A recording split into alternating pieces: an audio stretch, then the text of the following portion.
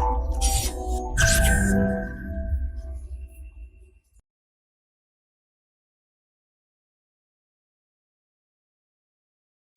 everyone, this is Prem Sodhani coming up with the next round of our editorial decoded, and in this session we are going to decode especially this topic, that is Global Climate Risk Index. So in this session we will be discussing what are the fault lines under this index particularly, and what is climate risk, how to access this climate risk, that is the one thing. The second thing, we will discuss the gaps in this particular index. The third thing, we will also learn what indicators we should use to assess the risk of that climate, right? So one by one we are going to discuss all these things in detail. The first thing that I would like to introduce you with, this is the article which appeared in The Hindu, right? So let me tell you some background, especially under this COP26, which was recently held in Glasgow.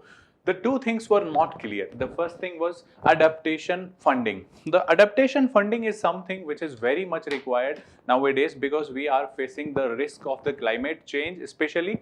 The second thing is कि जो भी those countries which are especially poor countries or the developing countries or the least developed countries are there, they are at the receiving end of this climate change. Means the impacts would be greater in these countries because they have no infrastructure to deal with that climate risk, right? So this is going to be a very challenging task for these countries, and they need some funding support from the developed countries, especially because they are responsible, they had been responsible for that carbon intensive development, which is the most important factor behind this rising temperature nowadays. So this adaptation funding was not being provided by these countries especially, and we have discussed these things under this COP26. Still it is somewhere around still this is somewhere around $15 billion funding is nowadays provided to these countries, which is very much less compared to the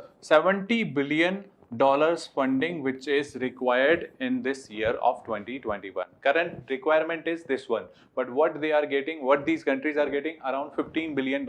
So this is the one angle, means we are not providing enough funding to the countries, these countries that is required for the adaptation. This is the one angle. The second thing is, when it comes to the loss and damages, especially after these events, the loss and damages is something which is we need to cope up with. And especially these countries, least developed countries, poor countries, they are at the receiving end again. So what they need is, they need some legal framework for these loss and damages clauses, right? But what happened under this COP26, only a dialogue mechanism was there on this particular issue of loss and damage, and there was no legal framework how we are going to deal with this loss and damages, how we are going to recognize these loss and damages, and what sort of the strategies are required to deal with this, that was remained unclear, right? So these two were the main issues in COP26, which were not, there was no consensus between the countries on these two matters, right?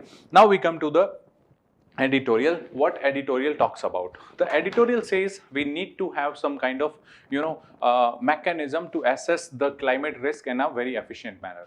But here we are having this Global Climate Risk Index, which is prepared by a particular NGO, that is German Watch, right?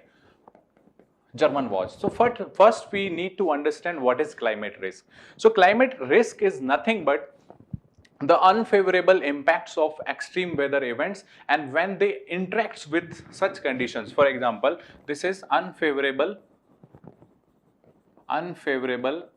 climatic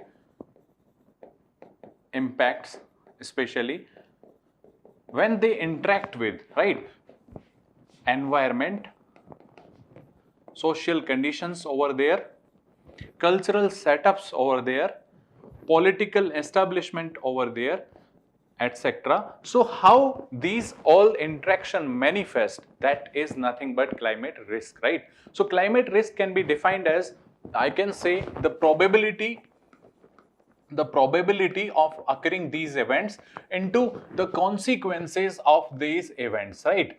Consequences of these events, that is your climate risk, right? So the probability multiplied with the consequences, these consequences would be adverse in nature. So that will define the risk, that is climate risk, right? So this is the definition of climate risk. Now we come to the second question, that is the main discussion of this editorial: how to access these climate risks. So we have this indicator that is prepared by German Watch. So how this particular indicator is prepared? So let me discuss this thing here. So this global climate risk index, global climate risk index is prepared based on 4 indicators, right? The first indicator says the number of deaths. Okay. The second says the deaths per 1 lakh population. This is second indicator, 1 lakh population. The third says the loss of purchasing power parity. The fourth says the loss in GDP, right? So you can see here there are 2 absolute and 2 relative indicators, right? So we are counting for these deaths per 1 lakh population, loss of purchasing power parity, and loss in GDP. These are relative in nature, right? So these are the 4 main themes on which this indicator is prepared, right? So this is the one thing. But here this editorial talks about the gaps, the fault lines which are there in this particular global climate risk index. So what are these fault lines? So we are going to discuss that thing one by one. The first gap is, number 1 gap is how we have chosen these, especially 2 absolute and 2 relative indicators. That is not clear. Only these 4 indicators are required to access the climate risk. That is unclear. So we are not clear with what was the basis to choose these 2 absolute and 2 relative indicators, right? So the basis of these 4 indicators is not clear. The first thing is. The second thing is the error of exclusion, right? Error of exclusion. So when it comes to, for example, they have taken the indicator of GDP loss, right? One of the indicator was GDP loss. But this is a kind of macro indicator. So in order to measure a macro indicator, you need many, I can say, micro indicators. For example, if you want to measure the GDP loss, you must to know this one: injuries occur to people, loss of infrastructure, loss of crop, loss of livestock, right? So these are the micro indicators. They should have used these micro indicators instead of using this macro indicator, right? So this is the one error. So the exclusion error says instead of using macro indicators, we should have used these micro indicators to depict a very clear picture, region wise or even country wise, right? So this is the second error. Now we come to the third error of this indicator, or third flaw of this indicator, that is, under this GCRI, what they have taken only weather events. For example, weather events are taken. For example, rainfall, if it is extreme one, rainfall. For example, cyclones, land mass movement, etc. But what about geological events? Geological events means earthquake, tsunami. They have not taken into care under this GCRI. So they are also getting intensified because of the climate change. For example, I can say tsunami has some of the backing of these, climate change impacts would be there in the background so that its intensity is increasing. So that is one angle which is completely ignored by this GCRI. So this could have been added, this geological impacts, which is completely ignored under this particular risk index, right? And the fourth thing is the data which is developed by them is not practical one. When it comes to the ground level, that is not reliable. So these 4 are the flaws which are there in this global climate risk index, right? So we can say the climate risk is not properly being assessed by this particular index. The composite index should have been there, and a composite index requires micro indicators, not the macro indicators, right? So now we come to the second part of this editorial when it says about India's global climate risk index, about India's national disaster management information system and how it is prepared. That is the second part of this editorial. So when it comes to India, so India has its own national disaster management information system, right?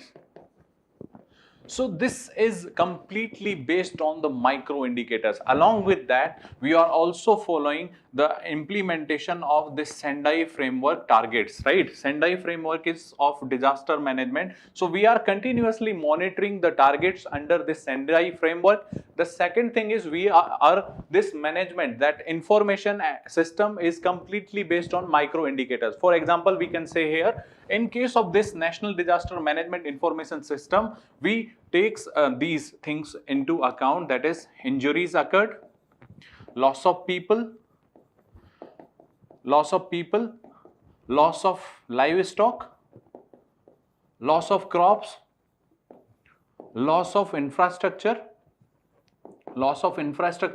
maybe it is public or private, both are being taken care, right? So we are taking all these indicators into account, and that too on daily basis.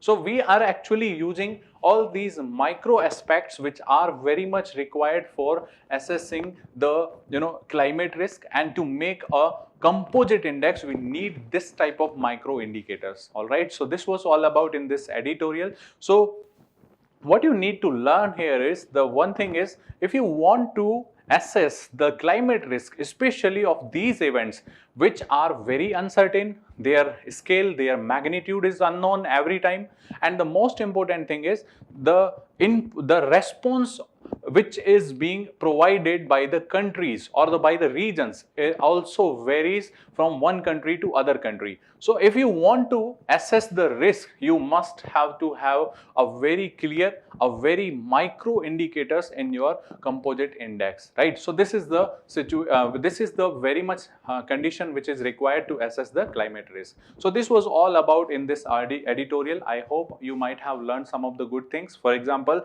you might have learned about this global climate risk index.